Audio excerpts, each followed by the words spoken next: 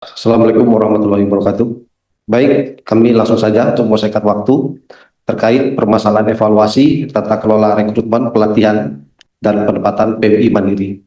Pertama, rekrutmen saat ini kami menilai sudah cukup baik berdasarkan permintaan dari negara penempatan yang dibuktikan dengan job order dan kemudian masuk ke dalam Sisco dan diterbitkan surat izin perekrutan oleh Kementerian Perlindungan Pekerja Migran Indonesia. Barulah P3MI, perusahaan penempatan pekerja migran Indonesia, dapat melaksanakan perekrutan dan seleksi calon pekerja migran di seluruh kabupaten kota yang ada di wilayah negara Republik Indonesia.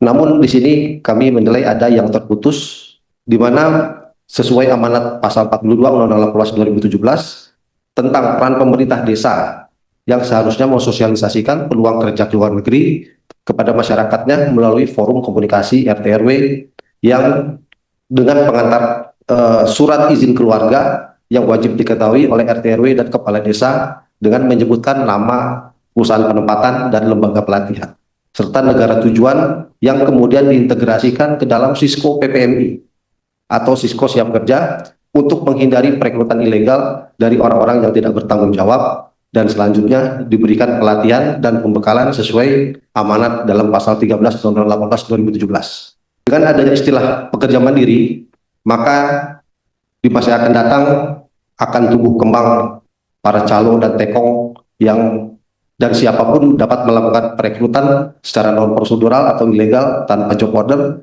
tanpa surat izin perekrutan dari Kementerian Perlindungan Pekerja Migran, sehingga banyak yang menjadi korban penipuan dan korban TPPO, dan itu akan menjadi beban negara. Selanjutnya untuk pelatihan. Lembaga pelatihan ini harus mengatur besaran komponen biaya pelatihan yang pada umumnya hanya belajar kursus bahasa saja. Dari silabusnya seperti apa, berapa kali pertemuan, tatap muka untuk teori berapa kali, praktiknya berapa kali, setelah selesai pelatihan kemudian dilakukan uji kompetensi dan sertifikasi. Saat ini banyak LPK, khususnya LPK kursus bahasa Korea, dengan iming-iming bekerja ke Korea dan Jepang melalui skema G2G, atau penanganan sebagai kedok dan topeng untuk melakukan perekrutan secara ilegal, di mana para siswa didik dibujuk rayu untuk bisa berangkat secara cepat ke negara lain dengan menambah biaya penempatan hingga ratusan juta rupiah. Akhirnya terjadi penempatan ilegal tanpa kompetensi, tanpa pelindungan, tanpa kontrak kerja yang sah, dan bahkan tanpa visa kerja, tanpa tercatat di dalam Sisco PPMI, dan tanpa ada yang bertanggung jawab melindungi mereka mulai dari sebelum bekerja, selama bekerja, sampai mereka kembali ke kampung halaman dan akhirnya menjadi beban negara. Selanjutnya untuk penempatan mandiri, seringkali disalahgunakan oleh oknum pejabat dan sindikat mafia TPPO. Mereka diarahkan seolah-olah mengurus kelengkapan dokumen dirinya sendiri, berangkat sendiri, dan bertanggung jawab atas dirinya sendiri, tanpa melalui sistem yang sudah dibangun pemerintah melalui koridor aman bermigrasi. Contohnya seperti yang kita saksikan di Kamboja, Myanmar, dan Arab Saudi. Mereka berangkat secara mandiri, non prosedural, ilegal. Tapi ketika mau pulang, mereka teriak-teriak, nangis-nangis depan kamera, minta negara hadir. Untuk mengatasi masalah PMI mandiri ini, sebaiknya dihapuskan saja. Tidak perlu ada PMI mandiri. Dan para pelakunya diberikan sanksi termasuk PMI-nya yang ilegal dan melanggar undang-undang seperti Kamboja dan Myanmar sebagai pelaku kejahatan scammer yang telah menipu bangsa sendiri. Seharusnya mereka yang deportasi dari Myanmar dan Kamboja dikurung badan dan dikenakan sanksi sosial agar ada efek jera. Selanjutnya untuk tata kelola perizinan dan pengawasan P3MI. Pertama, perizinan harus dievaluasi secara berkala. Apakah job order, surat izin perekrutannya masih aktif atau hanya topeng saja? Punya SIUP, tetapi prosesnya non prosedural, seperti yang dilakukan ke Arab Saudi. P3MI, Kementerian Perlindungan Pekerja Migran Indonesia, tidak melayani proses dokumen untuk penempatan ke Arab Saudi khususnya domestic worker, tapi mereka tetap berangkat, dan itu negara terkesan membiarkan mereka berangkat telanjang tanpa pelindungan, tanpa kompetensi. Jadi kita mohon negara untuk hadir untuk memberikan perlindungan dan mengaturnya. Oleh karena itu, kami mengusulkan agar pelayanan dokumen penempatan PMI domestic worker ke Arab Saudi kembali dibuka ketika job order yang bernama support worker yang pernah diajukan oleh salah satu rekan kita ke Arab Saudi yang telah disahkan oleh KBRI, Kementerian Perlindungan Pekerja Migran wajib menerbitkan surat izin perekrutan. Tidak boleh ada penolakan, karena KBRI yang lebih mengetahui jenis pekerjaan dan bonaviditas perusahaan atau pengguna di Arab Saudi, serta risiko yang akan terjadi oleh para PMI kita di sana. Akibat adanya penolakan penerbitan surat izin perekrutan dari Kementerian Perlindungan Pekerja Migran Indonesia, akhirnya mereka menempuh jalur non-prosedural, ilegal. Nah, ini patut kita curigai. Kenapa ditolak? Bisa jadi ada oknum yang sengaja menutup agar penempatan melalui sindikat mafia ini tetap berjalan satu pintu. Selanjutnya untuk pengawasan. Fungsi pengawasan berdasarkan PP nomor 59 tahun 2021 dilakukan oleh pengawas ketenagakerjaan, PPNS, dan peran serta masyarakat. Kondisi saat ini, KP2MI sepertinya tidak mau melibatkan Binwasnaker Kementerian Ketenagakerjaan Republik Indonesia yang memiliki PPNS di seluruh kabupaten kota di Indonesia. Sedangkan Kementerian Perlindungan Pekerja Migran Indonesia hanya memiliki penyidik PPNS lebih kurang 50 orang. Jika disebarkan di seluruh provinsi, maka hanya ada 1 orang PPNS di setiap provinsi. Bagaimana mungkin Kementerian Perlindungan Pekerja Migran Indonesia dapat melakukan fungsi pengawasan kepada P3MI hanya berdasarkan laporan tanpa melakukan pencegahan.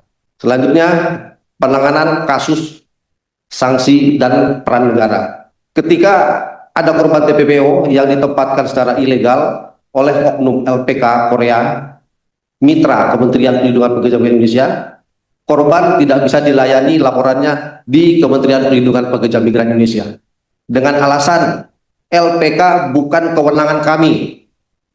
Lalu kewenangan siapa? Itu kewenangan Binala Fotas Kementerian Ketenagakerjaan. Maka si korban pergi ke Kementerian Ketenagakerjaan dan dijawab oleh Kementerian Ketenagakerjaan, urusan PMI bukan kewenangan kami lagi.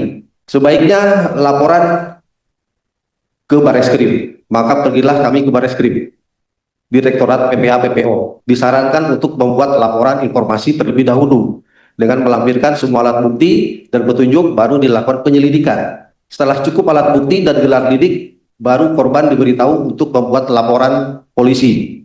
Baru dimulai penyidikan, dan ini memakan waktu yang sangat panjang hingga 1 tahun, hingga 1 tahun lebih, hingga saat ini belum juga P21.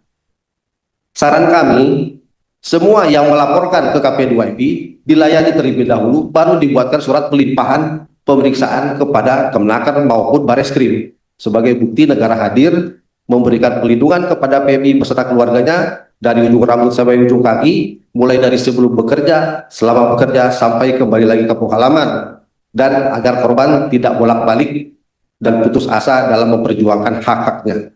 Kemudian korban diberikan pendampingan hukum, menuntut keadilan, dan membela hak-haknya melalui kerjasama dengan lembaga bantuan hukum. Jadi masih banyak penyidik yang tidak paham Undang-Undang Perlindungan Pekerja Migran Indonesia, penyidik kepolisian maupun di kejaksaan, sehingga yang sudah benar dipersalahkan, sedangkan yang salah seperti Kamboja, Myanmar, Arab Saudi dibiarkan. Contoh yang pernah kami tangani, penempatan PMI ke Hong Kong yang dilakukan oleh rekan kita, salah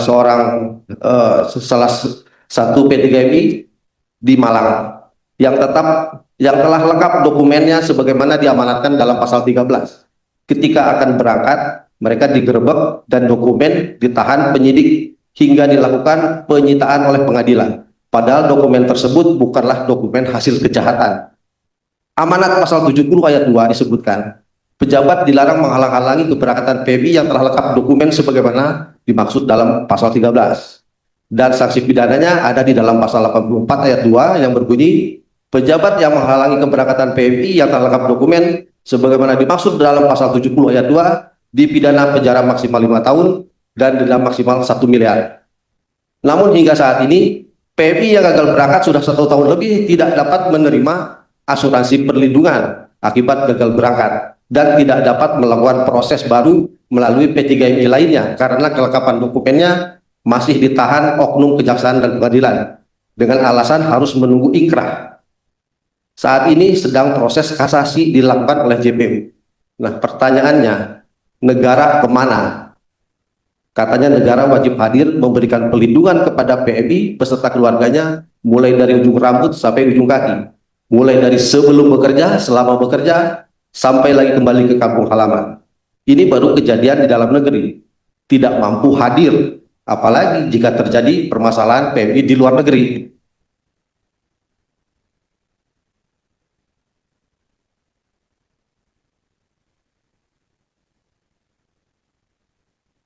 Saran dari kami kepada KP2MI, negara melalui Kementerian Perlindungan Pekerja Migran Indonesia dengan utusan khusus mengambil kembali hak-hak para pekerja migran beserta keluarganya berupa dokumen asli seperti KTP, KK, akte kelahiran, ijazah, buku nikah, paspor, dan lain sebagainya yang bukan dokumen hasil kejahatan agar mereka bisa berproses kembali dan mendapatkan penghasilan di luar negeri untuk mengangkat ekonomi keluarganya. Padahal di dalam persidangan tidak terbukti tuduhan TPPO dan penempatan orang perseorangan. Karena dokumen PMI semua lengkap dan telah diverifikasi oleh Kementerian Perlindungan Pekerja Migran Indonesia dan telah mendapatkan EPMI melalui orientasi prapenempatan. Namun karyawan P3MI tersebut di Malang tetap saja divonis 1 tahun 8 bulan dari tuntutan 6,5 tahun. Oleh karena itu JPU banding sekarang sedang kasasi. Kalau lanjut PK1, PK2 sampai menunggu ikrah, maka nasib PMI beserta keluarganya untuk berproses kerja ke luar negeri pupus sudah harapan mereka hingga 3-4 tahun ke depan. Dan mereka yang benar melakukan tahapan proses harus mendekam di penjara sehingga putusan ingkrah. Nah, perlindungan terhadap pelaku penempatan yang sudah benar bisa dikatakan tidak ada. Jadi P3MI ini perlu juga perlindungan yang sudah melakukan kerja yang benar tetapi tetap disalahkan. Padahal yang salah pejabatnya dalam memutuskan dan menilai ya dan tidak paham Undang-Undang 18 2017. Selanjutnya standar pelatihan sertifikat dan perjanjian kerja. Standar pelatihan. Lembaga pelatihan harus mengatur besaran komponen biaya pelatihan. Pada umumnya mereka hanya belajar khusus bahasa saja. Jadi harus dibuat cost structure-nya agar tidak liar, banyak dijadikan kedok untuk merekrut secara ilegal, kemudian mereka ditempatkan juga secara non prosedural. Dan mereka setelah di dalam pelatihan LPK tersebut, para siswa didik yang telah lulus wajib di asesmen apakah lulusan dari LPK tersebut banyak komplain dari pengguna atau majikan. Jika tentunya silabusnya, jika ada tentunya silabusnya harus diperbaiki. Tidak semua negara sama silabusnya, beda negara, beda jabatan tentunya akan berbeda silabusnya. Mohon dipercepat ya Pak. Baik Pak. Fasilitas LPK pelatihan wajib ada asrama, dapat mendidik kedisiplinan terhadap waktu istirahat dan saat bangun pagi. Mereka disiplin kerja dan disiplin diri di luar negeri akan berbeda dengan tinggal di rumah sendiri atau di rumah orang tua. Waktu belajar perlu ditambah untuk pendidikan mental, perlu diterapkan bila perlu ada pelatihan semi militer, retreat seperti itu, atau minimal ada outbound untuk melatih mental mereka. Mengenai sertifikasi kompetensi, wajib disesuaikan dengan permintaan yang ada dalam job order sesuai dengan negara penempatan, memiliki kebutuhan dan standar yang berbeda. Jika penempatan tidak sesuai dengan kompetensi, maka pejabat yang meloloskan harus dipidana sesuai dengan amanat pasal 84 ayat 1 Junto 70 ayat 1 Undang-Undang 18 2017. Dan masa berlaku sertifikat kompetensi itu menjadi seumur hidup Jangan per 6 bulan. Jadi mereka yang sudah selesai kontrak 3 tahun balik lagi ke Indonesia, mereka harus mengikuti pelatihan lagi, sertifikasi lagi, ya kan? Itu hanya menambah biaya dan mempersulit para pekerja migran kita.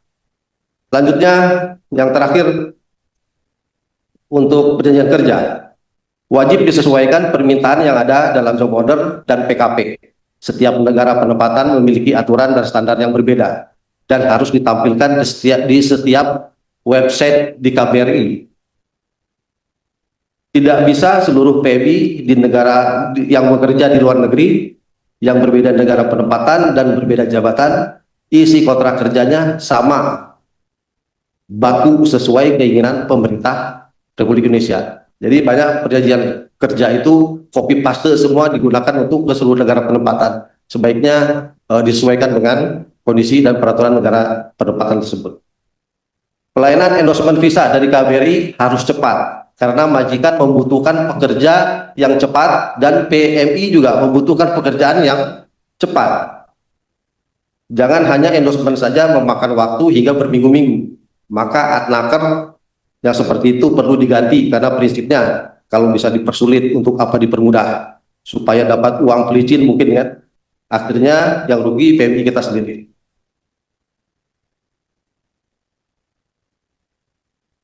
Ini contoh seperti penempatan ke Singapura. Hampir seluruh agensi tidak mau menggunakan kontrak kerja dari KBRI karena prosesnya lambat. Mereka langsung merekrut ke Indonesia tanpa mengikuti prosedur yang ada.